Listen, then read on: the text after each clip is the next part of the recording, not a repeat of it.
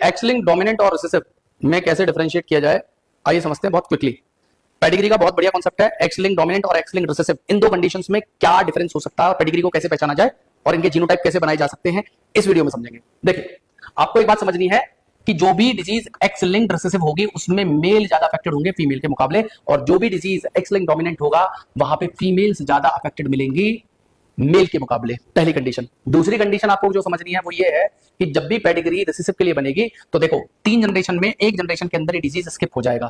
3 generation में यहाँ पे देखो हर जनरेशन में अफेक्टेड इंडिविजुअल आ रहा है, तो अगर कोई जनरेशन स्किप नहीं होती, जैसे यहाँ पे ये वाली जो जनरेशन है ये आपको स्किप मिल रही है, दूसरी जनरेशन में नहीं मिल रहा, तो ये रिसेसिव है, और यहाँ पर तीनों जनरेशन में मिल रहा है, तो ये एक डोमिनेंट है।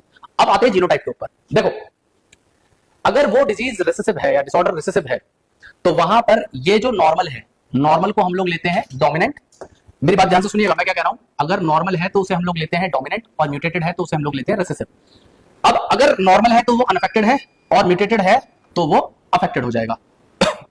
फीमेल में अगर दोनों नॉर्मल है, मतलब दोनों डोमिनेंट जीन है, वो अनअफेक्टेड होगा, दोनों म्यूटेटेड है तो अफेक्टेड होगा, और अगर एक नॉर्मल और एक म्यूटेटेड है तो वो फीमेल हेटेरोजाइगस कैरियर होगी, ये बेसिकली अनअफेक्टेड होती है। ठीक है, अब इनकी पेडिग्री कैसे बनेगी? पेडिग्री में देखिए, ध्यान से सुनिएगा मेरी बात। पेडिग्री में क्रिस क्रॉस इनहेरिटेंस होगा। क्रिस क्रॉस इनहेरिटेंस का मतलब क्या है कि ये जो फीमेल थी ये अफेक्टेड थी, इसके पास में ये जो फीमेल थी, ये फीमेल, ये जो मेल था ये आपको अफेक्टेड मिल रहा है देखने के लिए। देखिए, एम मतलब म्यूटेटेड जीन है, रिसेसिव कंडीशन है, और यहाँ पे फीमेल अनअफेक्टेड है। इन दोनों की मैरिज हुई, यहाँ से ये वाली, और इन दोनों में से कोई भी एक इसके अंदर आ गया, तो ये फीमेल जो है ये कैरियर है। और कैरियर की शादी अगर नॉर्मल मेल से हुई तो भी एक बच्चा, इनका जो मेल चाइल्ड होगा वो अफेक्टेड आएगा। तो आप देखिए, पूरी पेडिग्री के अंदर एक और दो मेल अफेक्टेड आ रहे हैं, कोई भी फीमेल अफेक्टेड नहीं आ रही। तो अगर किसी पेडिग्री में आपको ऐसा पैटर्न मिले कि ज्यादा मेल ही अफेक्टेड दिखाई दे, फीमेल ना दिखाई दे, तो समझ जाना सीधा सीधा कि वो एक एक्स लिंक्ड रिसेसिव डिसऑर्डर है। और दूसरी कंडीशन में ध्यान से सुनना, इसमें बड़ी कंफ्यूजन होती है कि बच्चे कैसे समझे कि भाई कोई डिजीज एक्स लिंक्ड डोमिनेंट है या रिसेसिव है। तो ध्यान से सुनना, अगर डोमिनेंट है तो जिसके पास में भी डोमिनेंट जीन होगी वो अफेक्टेड होगा।